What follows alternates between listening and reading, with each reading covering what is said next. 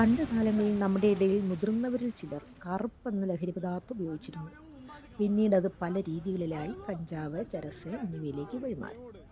ഇന്ന് അതൊന്നുമല്ല, രാസലഹരിയാണ് വ്യാപിച്ചിട്ടുള്ളത്.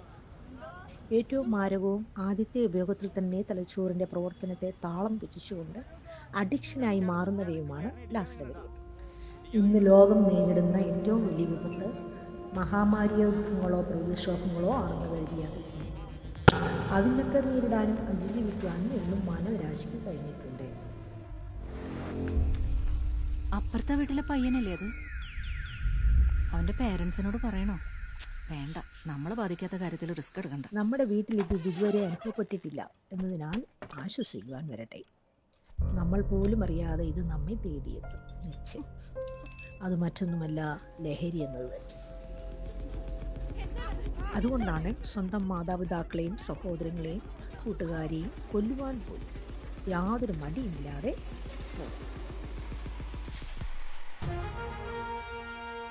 ഇന്ന് റോഡിലും അപ്പുറത്തെ വീട്ടിലും സംഭവിക്കുന്നത് നാളെ നമ്മുടെ വീട്ടിലും സംഭവിക്കാൻ വേണ്ടി കാത്തിരിക്കണോ?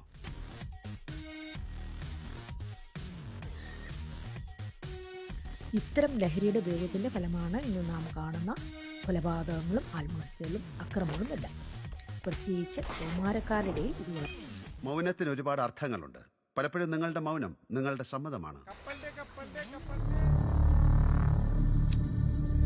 മാനവകുലത്തെ തന്നെ നശിപ്പിക്കുവാനും സ്വൈര്യമായ ജീവിതം ഇല്ലാതെയാക്കുവാനും പോരുന്ന ഒരു മഹാവിപത്ത് ഒരു വിധത്തിൽ ഒരു വലിയ തീവ്രവാദം തന്നെ നമ്മെ ചുറ്റി വരുന്നു.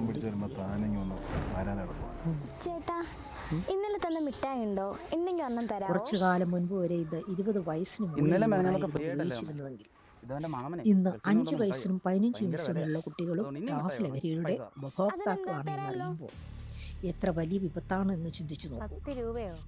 ഒരു മുട്ടായിക്ക് 400 രൂപയാ. അയ്യോ, 400 രൂപയോ? അത്രയും പൈസ എൻ്റെ കയ്യിലില്ല. ബേക്കറികളിൽ നിന്നും കടകളിൽ നിന്നും വാങ്ങുന്ന ചോക്ലേറ്റുകളിലും മിഠായികളിലും ശീതളപാനീയങ്ങളിൽ പോലും കുട്ടികളെ വീഴ്ത്താൻ പോരുന്ന ലഹരി കലർത്തിയിരിക്കുകയാണ് ലഹരി.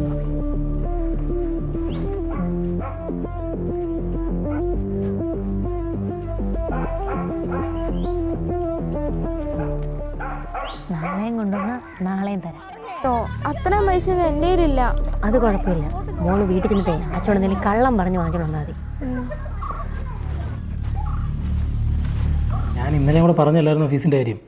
ഇന്ന് അടയ്ക്കേണ്ട ലാസ്റ്റ് ഡേറ്റ് ആണ്. അല്ല സാറേ, ഇന്ന് മോൻ്റെ കയ്യിൽ ഞാൻ പൈസ കൊടുത്തു വിട്ടിട്ടുണ്ടായിരുന്നു. നീ വന്നേ. ഫീസ് അടച്ചായിരുന്നോ? അടച്ചായിരുന്നു. അയ്യോ, അത് മേടിക്കാൻ വിട്ടു. ലാസ്റ്റ് ഡേറ്റ് ആണ്.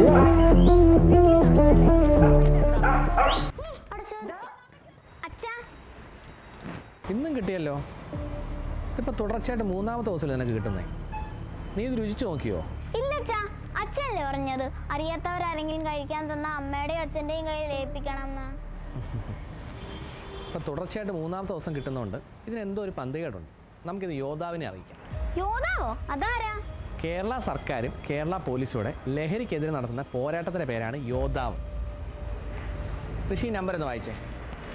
9959966666. ഇത് യോദ്ധാവിൻ്റെ വാട്സപ്പ് നമ്പറാണ്. ഇതിനകത്തോട്ട് നമുക്ക് പിക്ചറായിട്ടോ വീഡിയോ ആയിട്ടോ വോയിസ് ആയിട്ടോ. കേരള സർക്കാരും കേരള പോലീസും ചേർന്ന് നടത്തുന്ന ഈ പോരാട്ടത്തിൽ നമുക്ക് പങ്കാളികളാകാം. ഋഷിക്കുട്ട, യോദ്ധാവിൻ്റെ വാട്സപ്പ് നമ്പർ പറഞ്ഞു. 9959966666.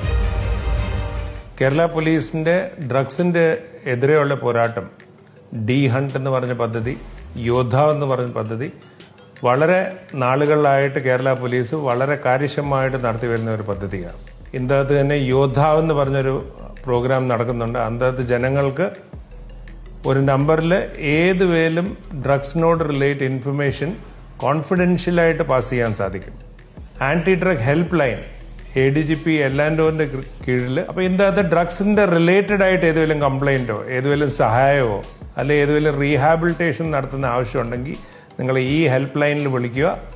ഈ ഹെൽപ്പ് ലൈനിൽ വിളിച്ചു കഴിഞ്ഞാൽ തന്നെ ഇമ്മീഡിയറ്റ്ലി ഇവിടുന്ന് അത് കോഡീകരിച്ചിട്ട് കൺസേൺ ജില്ലാ പോലീസ് സൂപ്രണ്ട് അടുത്തിട്ട് ഇമ്മീഡിയറ്റ്ലി അയച്ച അതിനകത്ത് നടപടിയുണ്ടാവും.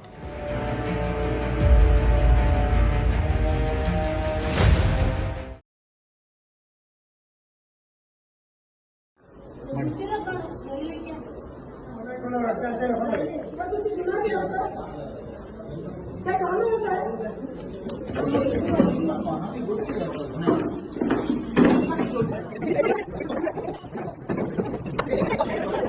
10ാം ക്ലാസ് പഠിക്കുന്ന കുട്ടിയെ നശിപ്പിച്ചിട്ടേ എന്ത് മര്യാദയാണ് കാണിച്ചിരിക്കുന്നേ? എന്ത് മര്യാദ? ഇതൊന്നും സഹിക്കാൻ പറ്റുന്ന കാര്യമല്ല. ഒരിക്കലും ആ കുട്ടികളെ പരീക്ഷ എഴുതിക്കത്തെ ആ കുട്ടികളെ ശിക്ഷിക്കണം. മാതൃകാപരമായ ശിക്ഷ കൊടുത്തിരിക്കണം കുട്ടികൾക്ക്. 15 ബാലനിയമങ്ങളെല്ലാം മാറ്റണം. ടീച്ചർമാർക്ക് നല്ല ഒന്നാമത് ചൂരവടി കൊടുക്കണം. ടീച്ചർമാരുടെ കൈ ചൂരവടി വേണം. അല്ലാതെ ഈ ലോകം നന്നാകാൻ പോകുന്നില്ല.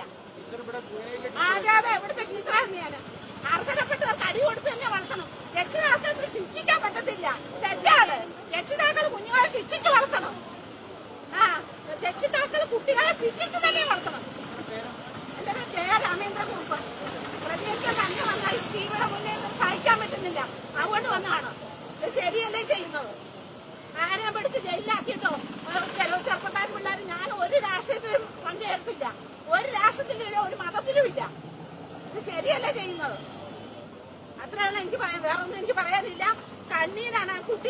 എന്റെ കുട്ടിയാന്ന് ഞാൻ കരയൂലേ? എന്റെ കുട്ടിയാന്ന് ഞാൻ സമ്മതിക്കോ? അതുകൊണ്ട് ഞാൻ പ്രതികരിക്കാൻ വന്നത്. ഇത് ശരിയല്ല. ഇത് ആ കുട്ടികൾക്ക് മാതൃകാപരമായി ശിക്ഷ കൊടുത്തെങ്കിലേ ഈ കേരളം നന്നാകത്തുള്ളൂ.